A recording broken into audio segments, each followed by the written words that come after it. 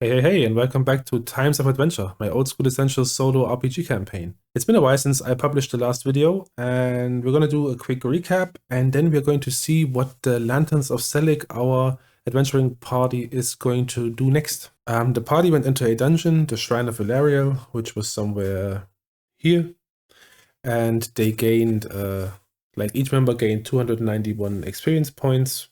They got about, I think, 2,000 gold pieces worth of treasure in gold pieces and gems. The retainer they had with them, Jara, she got 200 experience, and then they came back to Rydale after they were finished. They lost one party member, their dwarf Gamma Imlin. He died to a group of rats, which they encountered in the dungeon. And they also found a dead elf, who turns out to be the ranger, who was guarding or ranging in this forest down here, the Southern Weald it's called.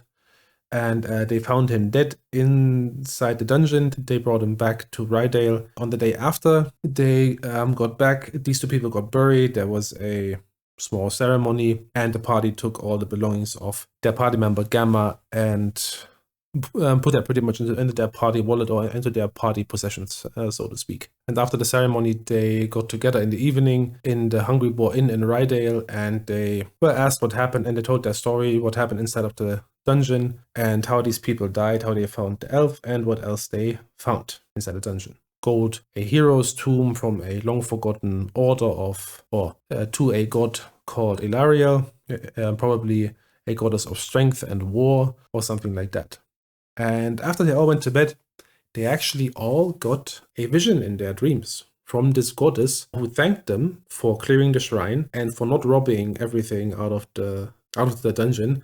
And the main thing is here, if you remember in the last session, when they entered the hero's tomb, pretty much the final room of the dungeon, their magic user recited a oath they read several times on the walls, and that's how the door to the hero's tomb opened. So they could have opened that door by force as well, but then they would have angered that god. Since they didn't, and since they left the sword and the armor and the shield in the tomb, only took the gold, she is grateful that they cleared the dungeon, and she asked them if they would help her restore the shrines or her shrines all over Formia, the island where they are on right now. They take a day to think about that, and then they make a decision, and I'm going to put that on the screen. You see how they decided, and you can see these numbers in brackets, and behind the slash you have their chance, which is like 65% for Elenon and 50% for Argeth and so on. And then on the left side of the slash you see what I actually rolled for them on the D100. So we have 4 yes and 3 no. And after a small discussion, they as a group agree, though for example, the thief ever or like one of the fighters isn't too eager to help a god, but they will obviously join their party, whatever they want to do. But they are not going to go and search for these shrines right now. It's more like let's call it a side quest, a side task, and we see if they actually follow up on that. The goddess doesn't demand anything of them. She just says that if they wish to, they can help her restore her shrines, and eventually they could also join her order and revitalize the order. And that's pretty much it for the recap. They will take a couple of weeks, maybe just one. I'm going to roll a d4 to see how many weeks they are going to spend in town and recuperate from their adventure. They spend 2 weeks. I'm just going to put that into the journal, that they spend 2 weeks in town. And that's good, because they can recuperate, they can try and see what's going on in the town. If this was a real group with players, they could strengthen their bond with the town people. They could try and find work to get a bit more famous in the town, and so on and so on. So I'm going to update the journal, and then we're going to continue. And there's another reason why this is good that they take 2 weeks off, because it gives our explorer, Charles Darlow, and remember, we're doing this in real time. So right now we are at the 4th of February. And if they take 2 weeks off, they're going to be off until the 18th. And that gives as I said, the world time to move on. And within these 2 weeks, the explorer is going to bring back 2 more maps. One to a treasure that is around, I'd say 30,000 gold pieces. and then another one for 3,000 gold pieces. And they are going to buy the map again from Charles Darlow, who found the map, or who made the map, to a whatever it is. I think I am just going to roll a dice again, 1, 2, 3 for the Halls of Stone, and 4, 5, 6 for the burned down mansion. Let's see what the dice say. And we're going to the Halls of Stone.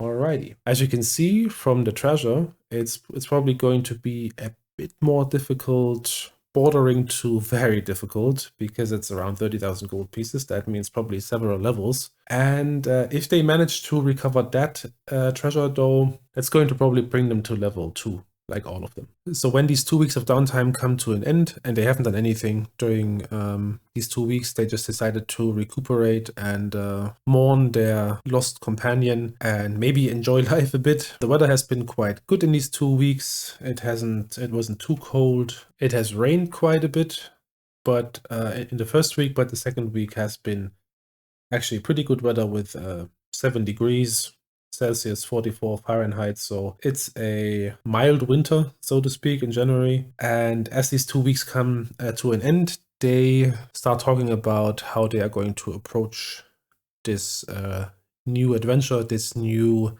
journey. They will ask the retainer Jara Hogue to join their party. Since they have lost one party member, they are dwarf, they will ask her, and I'd say, or I made a background for her and for the other retainers that will come into play in a second. And she wants to establish a adventuring guild in Rydale, and I'd say that really increases the odds of her joining, because she wants to gain fame, she wants to gain money, and she thinks that this group is actually quite good.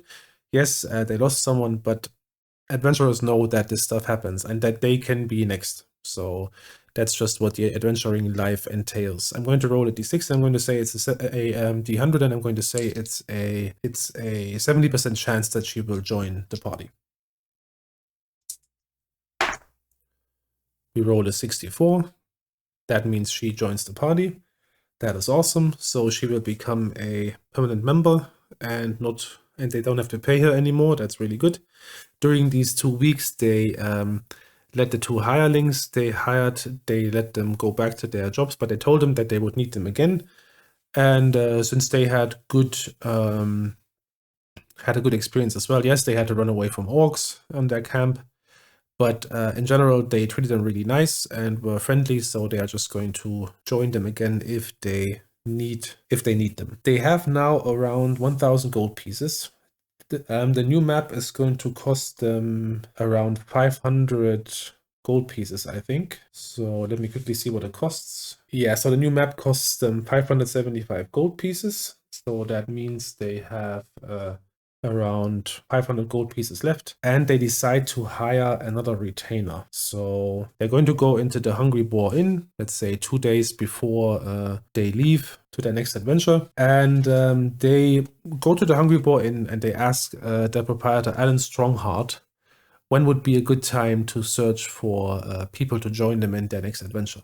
And she tells them on this and this date, that's 2 days before they leave, and they go at the evening, and they just ask, the leader, Ialenon, climbs onto a chair and takes a mug and a fork and hammers the fork against the mug. After a couple of seconds, he has the attention of the people in the inn, and he asks for someone to join them in their next adventure. And 2 people stand up. First one is Rendar Resh. He's a fighter, and he has a very loud and forward personality. He's rather blunt, but also kind of friendly, so they ask him. And then there's another one, Delg Brahir, a dwarf. He works for the local blacksmith. He's a fighter too. I'd say they talk to Rendar first, and I'm just going to use the OSE process here, which involves rolling 2d6. We have a 4, which is not too good, but there is a bonus that the person who does the negotiations, which is in our case Ialenon, the leader, and they get a bonus from their charisma. So he gets a +1 bonus from his charisma score, which brings us to a 5. But a 5 means offer refused. And they started with like 100 gold pieces per month and then half a share of treasure. They talk in the party and decide that they are going to offer 125 gold pieces. So I'm going to roll again, see what he says now. That's a 6 plus a +1 is a 7, which means roll again. So that probably means that Renda is kind of unsure. He's thinking. Let's see what he says. That's a 5. He's still thinking. 5 plus 1 is 6. 6 to 8 is roll again. And that's an 8 plus 1 is 9. And that means he accepts the offer. The loyalty rating for Renda is going to be based on Ilanon's charisma score as well. He has a 13. And that means that Renda is going to have a loyalty value of 8. Alrighty, I'm going to write that down. Okay, so everything is written down. I also updated their inventory. I replenished some supplies they had used on their first adventure. They have their cart and their mules. Everything is fine regarding that. And I think we are actually ready to move out. So the party is 8 people again. Jara Hogue, the former retainer, has joined them, and they are going to move out towards their next adventure location, which is the Halls of Stone, and it is somewhere around here. I'm going to put the treasure map icon down so we see where it actually is. So it is in hex 77. So 1, 2, 3, 4, 5, 1, 2, 3, 4, 5, 6, 7.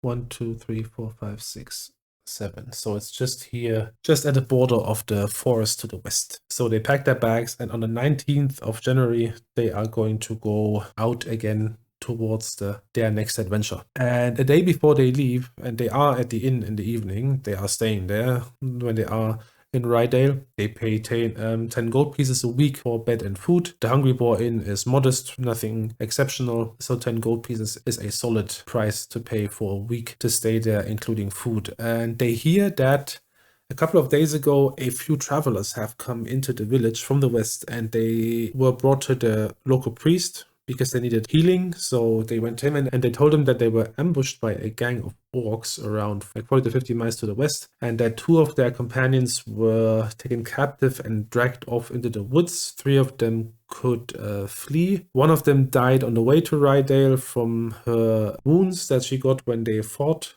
or when they tried to fight the orcs, and the other 2 have like minor wounds, and they told that story to the priest. That's how word got around in Rydale that these travelers got ambushed to the west, and maybe that has something to do with the dungeon where we're going to. So it's the 19th of January. They have the map, they have their 2 hirelings and 1 retainer, and they pack all their stuff and start their journey towards the west.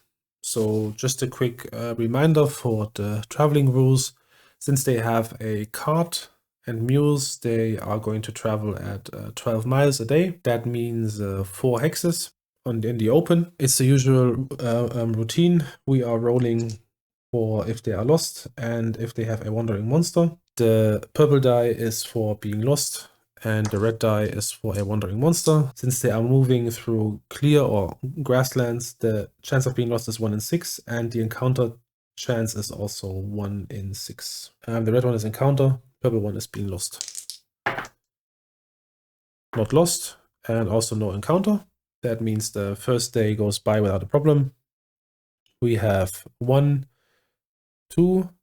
If they are crossing a river on a ford or a bridge or something like this, then it's just 1.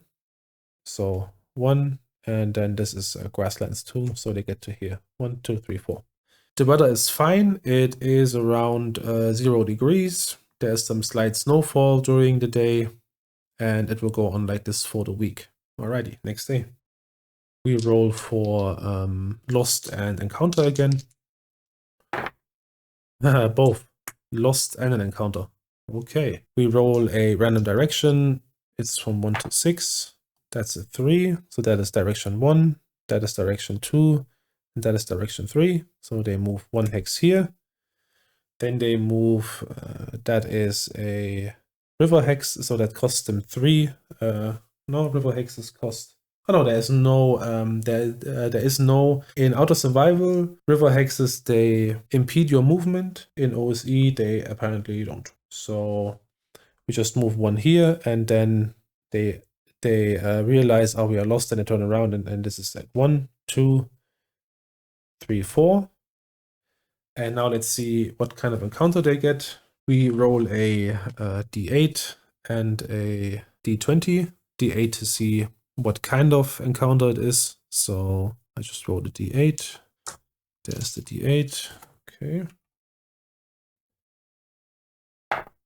We have a 7. And in clear and grasslands, a 7 is a monster. Okay. So that is table G. Clear and grasslands, 7 is a monster. Table G. Alrighty, that's a d20 now. I roll a d20, which is a 1. Amphis Bane. Okay, so Amphis Baina, however you pronounce this. I'm just going to call this Amphis. An Amphis is an 8 feet long giant snake with a head at each end of their body. Kind of a weird creature. Just imagine how they move in one direction. One is always pulled by the other. They dwell in all but the most extreme climbs, and they will usually only attack if cornered or surprised. That is very important. Their alignment is neutral, and it's a 6 hit die monster, so that could be very, very tough for the party. Let's see if anyone is surprised. On a 1 and 2, we are surprised. Or each party is surprised. Red is the monster and purple is us. We are surprised. The monster is not. So I guess they walk through, let's say there's like some taller grass, and all of a sudden on the path in front of them, and let's see how far this thing is away. In the wilderness, we have 46 times 10 yards. So it's 140 yards distance. Okay. So since the monster description says that they usually don't attack, and we are definitely not, and the party is definitely not going to anger or provoke this thing, I'd say this thing just slithers over the path, looks at the party, and I guess since no one is cornering that thing, I'm going to give it a 90% chance to just move on. I roll a 68, so the thing just crosses the path, looks at us. Probably looks quite funny if there are heads and front and back. It's kind of a weird idea, but okay. And then just slithers on and vanishes into the tall grass to the other side of the road. Okay, I'm just going to write down that they encountered a amph. Let's see how many they were. I totally forgot about that. It's a D3. So I'm just going to roll a D4. It's only 1. Okay, so I'm just going to look in AD&D first edition what the lair chance is. Alrighty, so AD&D says they don't have a lair chance. Then not in their lair. Okay, I just mark off the second day. They got lost, but found their way again, and then encountered a very large snake, 8 feet long. But it didn't do anything, was very docile, just moved on, and no one got hurt, no encounter happened. Okay. Let's see the next day. Not lost and no encounter. Let's just say, let's move here. That's 1, 2, 3, 4. Okay. Nothing really happens. They get closer to where they want to go. No sight of any orcs or anything. Next day, that's now day 4. Again, no encounter and also not lost. Just going to move on the edges of the forest. So 1, 2, 3, 4. And we are almost there. So we spent 1 night outside of the forest. And I totally forgot I wanted to hunt as well, to forage as well. We have no barbarian, and we also don't have a ranger anymore. That means we don't get a bonus. And since it's winter, like normally it would be 1 in 6. Since it's winter, I'm going to give it a 1 in 10 chance. I'm going to roll 4 d10s to see if they found anything in the last 4 days. Okay, so day 1. Nope.